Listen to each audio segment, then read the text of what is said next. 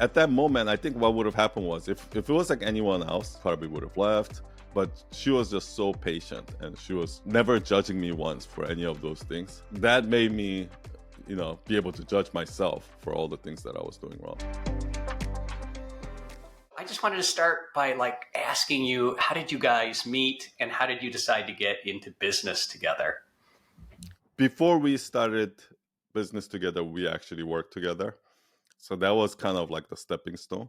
But by the way, before we start, like I always do this disclaimer at Night Owl Nation. Like I'm no expert by any means, right? I don't have a background in like anything other than marketing. So everything that I say usually is just from my own experience. It actually I question my own relationship and I question my own. It's like, man, I should be doing better in these areas and things like that. So I just want to throw that out there. Like we're by no means like, Tom Billy, or like those power couples out there. Like I'm not really a personal development. Like I don't have like a morning routine. I don't do all those things that like the high performers do. So I just want to, preface this conversation by It's saying it's everything so I'm saying. Yeah, it's so interesting you say that because you are a high performer, right? I mean, it's obvious by the numbers and where you are in life. And there's just as many high performers that don't have a morning routine as do have a morning routine. But I appreciate you saying you're not an expert in this space, but you are an expert in your own life and relationship and how you got there. And I guess we all, Wendy, we need to all have this disclaimer, right? Like this is the way we navigate through our relationship, our life together. So yeah, go ahead. Thank you for that, son. So what happened was we worked in the same company in Europe Film Academy. That's where we met and we started dating there. And then when I left that, I joined another company as a partner, as like a minority partner of that company. And at that point, we were looking for somebody to kind of do administrative work, and we were going to hire somebody.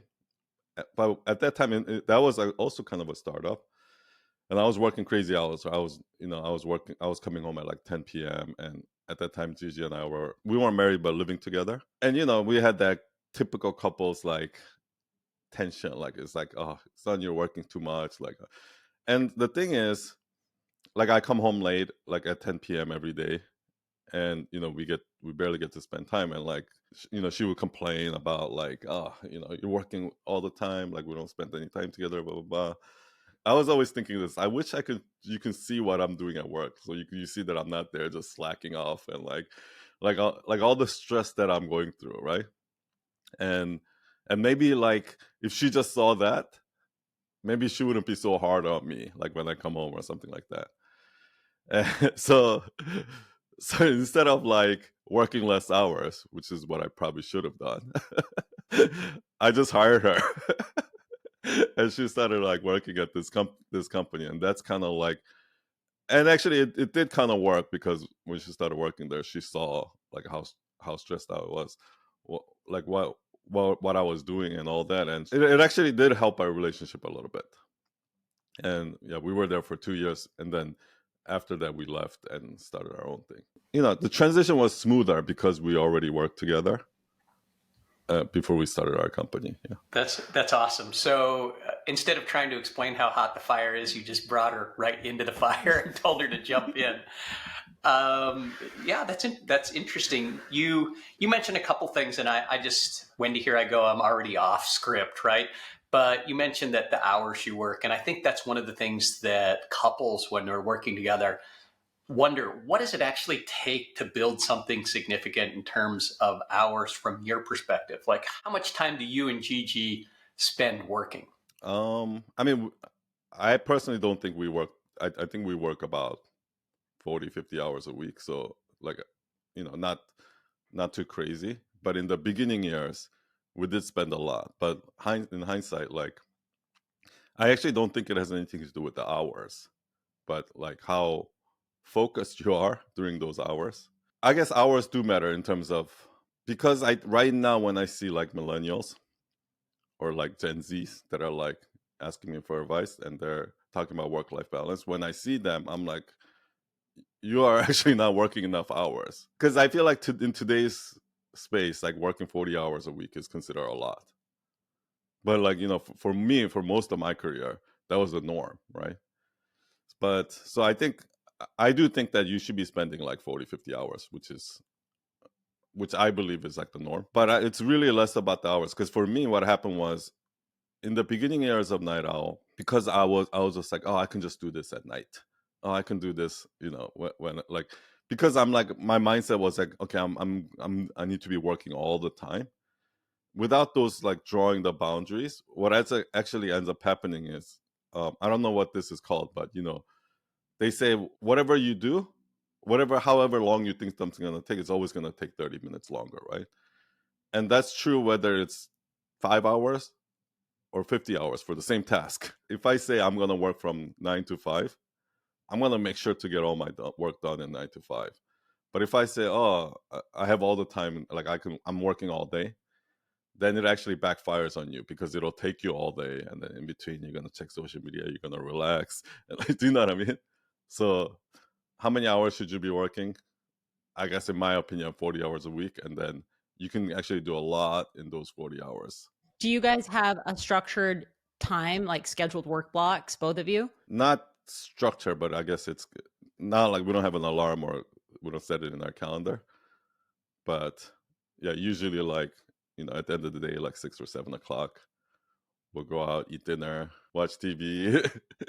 Do you guys have dedicated workspace?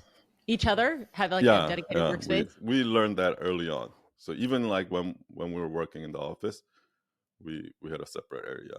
I find that so important because Dave and I used to share a workspace, and that was difficult because we really needed our own space to be creative and have that separation as well. Yeah.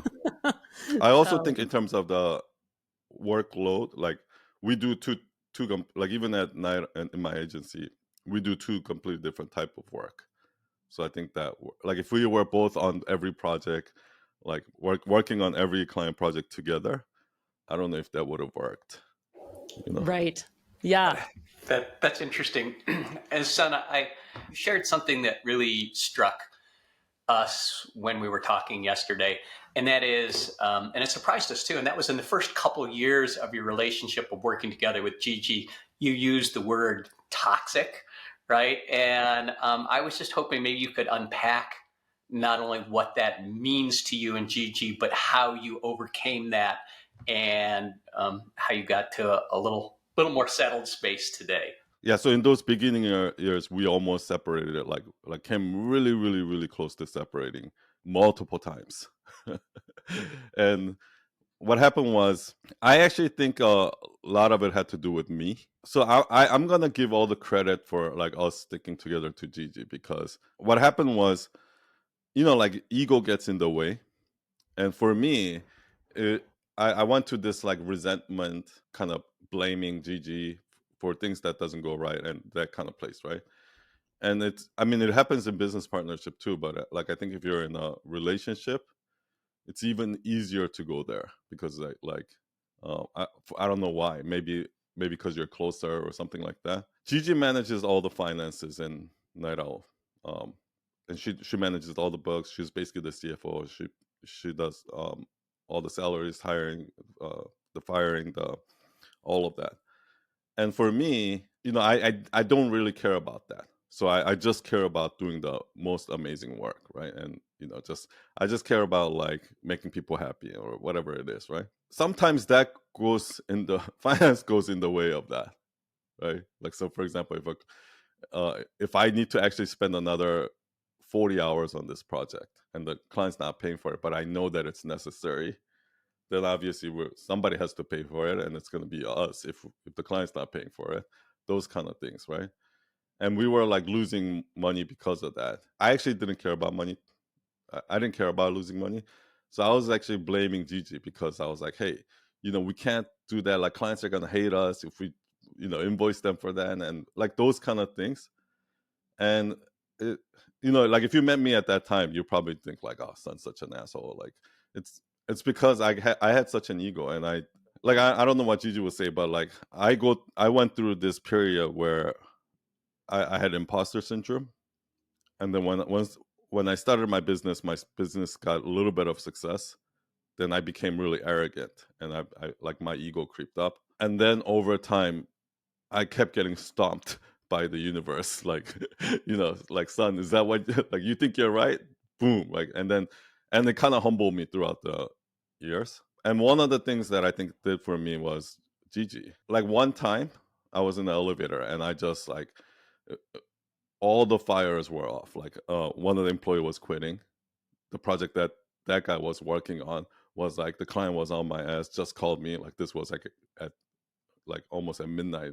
Called me, and like all this problem. Like these projects are late, and just all this problem were going. Like we were barely making cash flow, and this client was supposed to pay but didn't pay. So all these like multiple fires going on, and I was just like, it was one of those moments like Gigi, I can't do this. And usually because Gigi is like the one that's communicating with the client, and like she's coming to me with all the problems. Like I'm a little bit like annoyed at her at the same time, and I just like sat in the middle of the elevator. And by the way, we had such a flow problem that at this time we rented our apartment on Airbnb to use that money to like pay for our business expenses, right? So we were sleeping in the office at this time. So that's why it was like a midnight in the office elevator. I just sat, and I'm like, I can't do this. Like this, you know what I mean? But the thing is, the other day I saw this TikTok video of this woman going like, I was about to make a carrot juice, but then I realized I have to do dishes and the dishes, and I realized this and this, and all like she had like all this overthinking like problem after that. But in order to do this, I have to clean the room, and in order to do that, that reminded me that I need to return the sneakers and all these things, right? And that's kind of how I felt, like all of these problems that are kind of in my head. And then I saw in that video what happened is her husband goes like, "I'll make the carrot juice, and why don't you go take a nap?" Right? And that was kind of like, I can see how frustrating that can be, because like if somebody, when I'm thinking about all those things, and somebody goes like, "Relax, son, like don't worry about it," like that would actually piss me off even more, because I'm like, do you understand what I mean? Because like I can't just relax, it's not that easy, right? I think Gigi like reacted perfectly, because in those moments, because those kind of temper tantrums I had a lot, she would actually be like, "Okay, son, what can I help you with? Do you want me to send out the email for this person and do this?" Like she'll actually organize all the things, and she'll actually like be the calm one, but not like dismissive of me, right? At the same time. And that was almost the best thing she could have done, because once she did that, I couldn't really, you know, throw my tantrum anymore. At the same time, it was like she didn't dismiss me, so I didn't get angry about it or annoyed about it. And she was actually like really trying to solve the problems. So it also made me realize how baby I was being. So even though she saw that I was being all crazy and like being cocky, and my ego was creeping up and all of that, instead of judging me or telling me I was doing something wrong, she actually kind of accommodated some of it without really accommodating it. And what ends up happening is when she did that, I ended up seeing my own flaws. And it at that moment, I think what would have happened was, if it was like anyone else, if I was in a relationship with anyone else, I think they would have been like, "Son, I had enough. Like I can't handle this anymore," and probably would have left or something like that. But she was just so patient, and she was never judging me once for any of those things. And because she wasn't judging me, and she was just kind of like, throwing a mirror at me, almost like I could see my own reflection, that made me, be able to judge myself for all the things that I was doing wrong. Wow. Amazing. That brings everything full circle, right? It's like you're going through the struggle, and so you bring her into the work environment so that she can see the struggle, and then you go through the struggle together, and ultimately you came out the other side where you're at now. That's not to say you're not going to go through additional struggles, right? Like that's just part of life. But I think that so beautifully sums up one of the key reasons that couples working together can be so successful, right? Because you're not coming home and dumping on your spouse and they have no idea what you're going through. and how to solve it, right? Or how to work together. And that's one of the things that we've noticed with couples working together is you have that synergy and that energy.